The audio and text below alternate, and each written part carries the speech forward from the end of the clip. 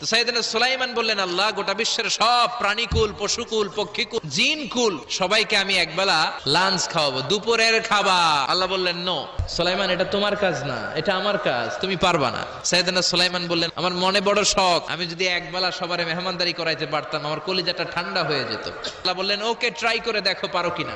সাইয়েদনা সুলাইমান আলাইহিস সালামের অনুসারী ছিল জিনেরা। জিনের বাদশারে বলল, জিনের বাদশা, যাও সাগরের পাড়ে 40 কিলোমিটার জায়গার মধ্যে খাবারের আয়োজন করো।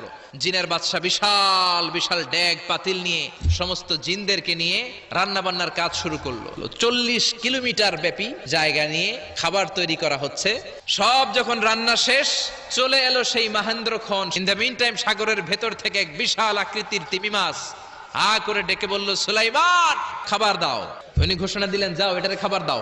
তিমি মাছ বিশাল বড় করে বসে আছে সাগরে। জিনের বাদশা খাবার দিতে লাগলো। 1 কিলোমিটার শেষ, 5 কিলোমিটার